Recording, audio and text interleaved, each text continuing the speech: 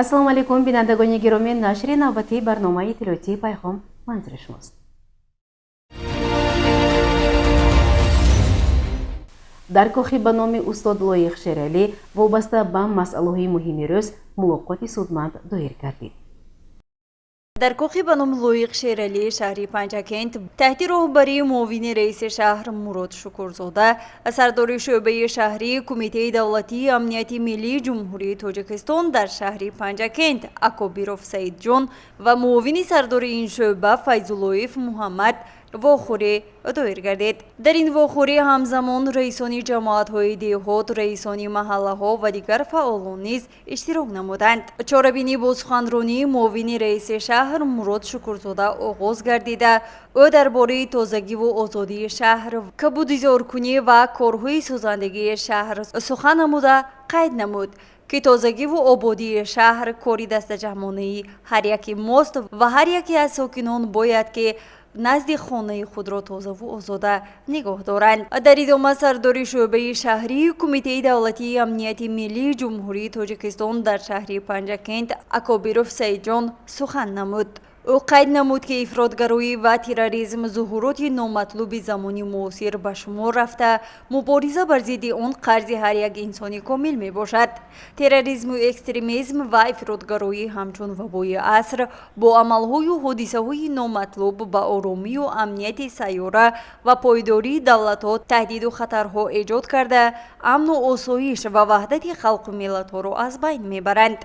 حال آنکه هیچ یک شکل جامعه بدون تامین امنیتی پوره اجتماعی رشد و تکامل نخواهد کرد. پدیده نامطلوب تروریسم و افراطگرایی به خطر بی‌سابقه جهانی تبدیل یافته، عاقبت‌های فاجعه‌بار و خرابی‌آور جمعیتی و سیاسی و معنوی را به بار آورده است. همزمان قید گردید که جوانان این آینده دولت و ملت بوده باید از علم و دانش زمانوی برخوردار گردند، زیرا شخصی با سواد مفکوره مستحکم دارد و برای پیشرفت وطن سهم ارزنده خود را گذاشته می تواند. گزارش مرتبه رحمان و طلبشاه تاشف.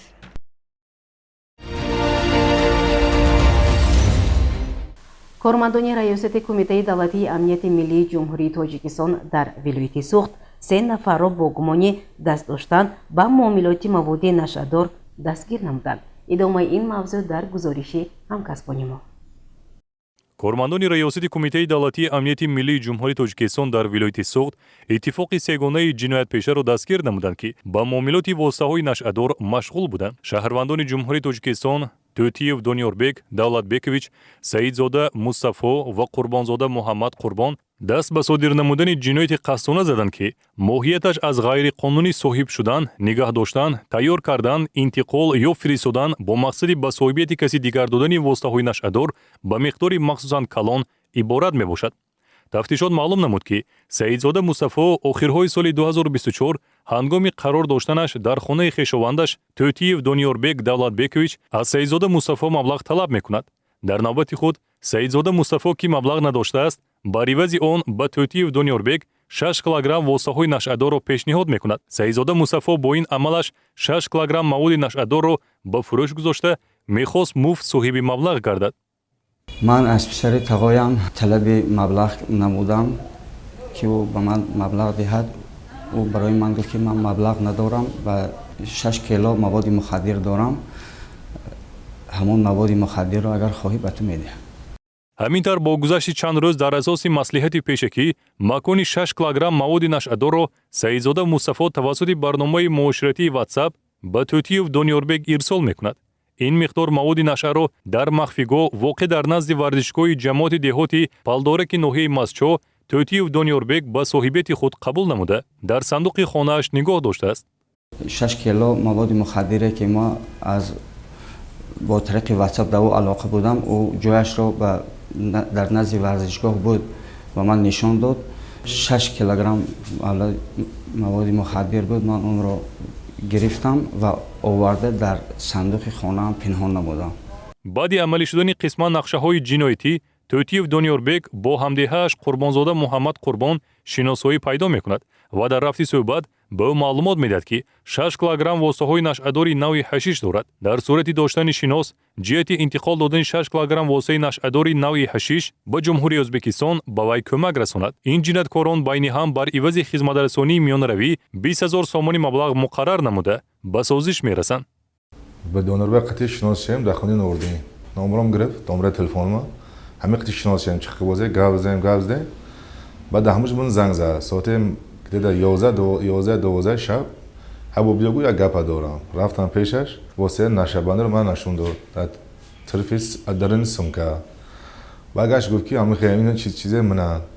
همین واسط آدم باشه انا فروشم و دل حق میتیم. ما قطعی دونوربک قطعی معامله کردیم به حساب نشاداری هر 1 کیلوگرم بر من 50 سامپل میداد. توتیف دونیوربک میفهمد که سیدزاده مصطفی برای صادر نمودن جنایت معاملات غیر قانونی واسطه‌های نشأه‌دار در جستجو قرار دارد. با خلاصه می‌آید که اگر سیدزاده مصطفی بازداشت گردد نام برده اوید به 6 کیلوگرم واسطه‌های نشأه‌داری که با صاحبیت توتیف دونیوربک سپرده بود نشان داد می‌دهد.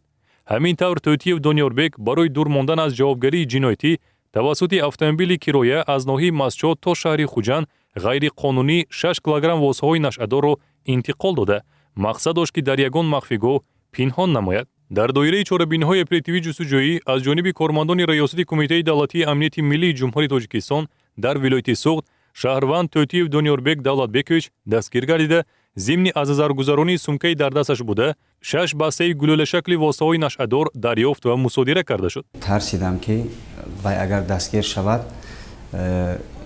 این 6 کیلوگرم مواد دودگی مرا هم نشان داد می‌دهد. من برای همین در تاکسی مواد مخدر را گرفت 6 کیلوگرم مواد مخدر را گرفته به شهر خوجند آمدیم.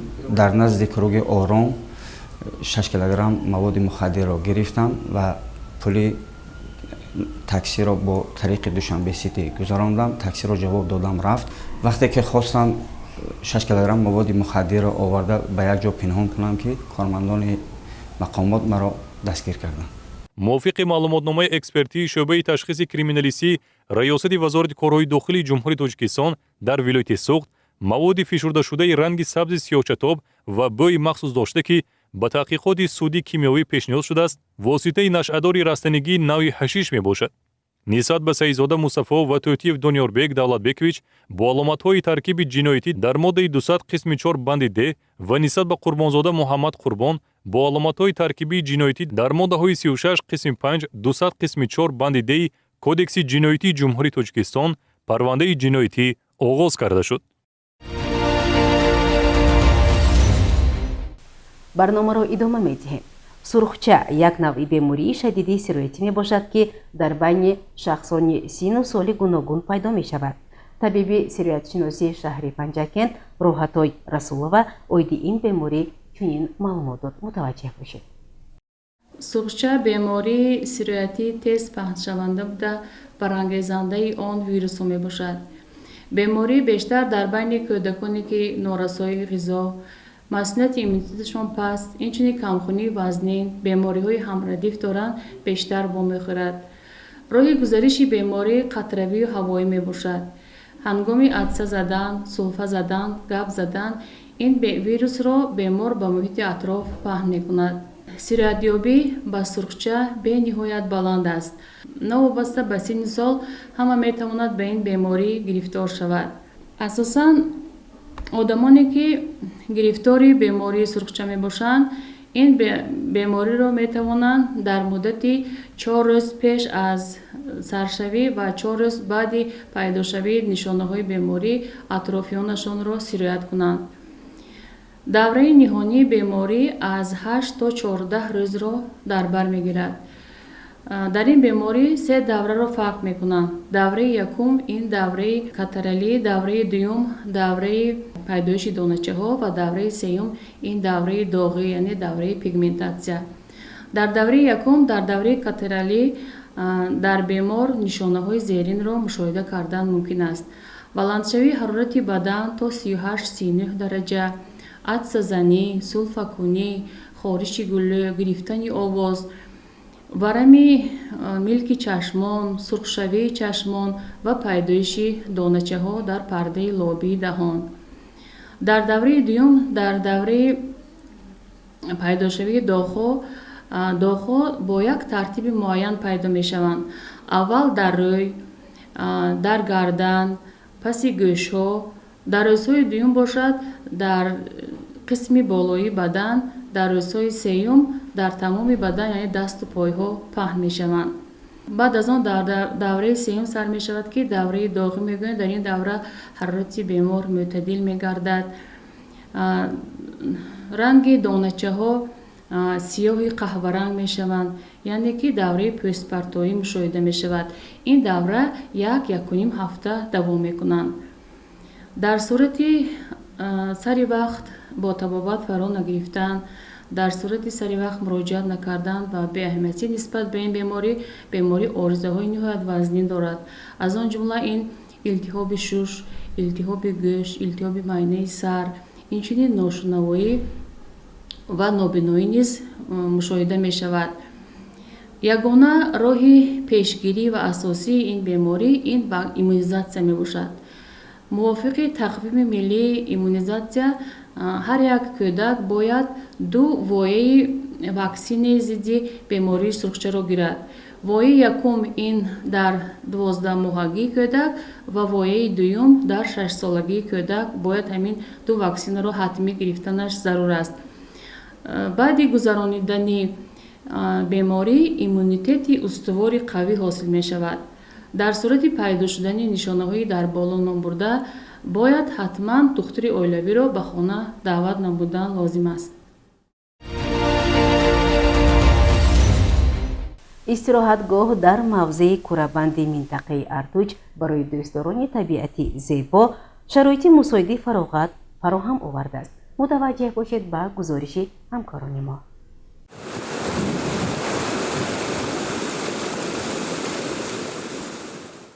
дар яке аз гӯшаҳои зебоманзари кишвар минтақаи Артуҷ мавзеи кӯрабанд боғи бобӯи Истадқул фаъолият дорад ки барои дӯстдорони табиати софу ҳавои тоза имкониятҳои хуби истироҳатро фароҳам меорад. истироҳатгоҳ дорои 10 кат ва 40 ҷои хоб мебошад ки барои қабули сайёҳон ва гурӯҳҳои хурд хеле муносиб аст. дар дохили он душ ва шароити зарурӣ барои омода кардани хӯрок муҳайё мебошад ки истироҳаткунандагон метавонанд бо хонаи худмонанд дар муҳити орому табиӣ истироҳат намоянд. ҳама чӣ набошад, аз куҷо набошад, ё хонаводии мо ба мана мехел одид кунанд. ин тараф дарё, ин тараф шамол, боғ рог зиндагӣ. мо ҳамавақт бо ҳамроҳи дӯстон, пешқабот, фарзандон, аҳли оила ва меҳмонон ба истироҳатгоҳи кӯрабанд ба назди рабиқум абдусаттор меоем. ҳамавақт бо рӯи кушода моро пешвоз мегиранд, тамоми шароитҳоро ба мо фароҳам меоваранд ва ҳавои тоза дар ин ҷо, оби равон, мо ҳамавақт дар ин ҷо истироҳати муфароғат мекунем. ин манзара худаш як табиати зебо аст. ин худованди бузург барои мо, барои тамоми бандаҳои хушаш ҳамин хел манзара меофарад. тавсия дода мешавад ки маҳсулоти хӯрока бо худ гирифта шавад, зеро имкони пухтупаз дар ҷои худ муҳайёст. истироҳатгоҳи кӯрабанд боғи бобӯи Истадқул як интихоби хуб барои нафароне мебошад ки мехоҳанд аз гаштугузори табиӣ ва оромии кӯҳистон баҳравар гарданд.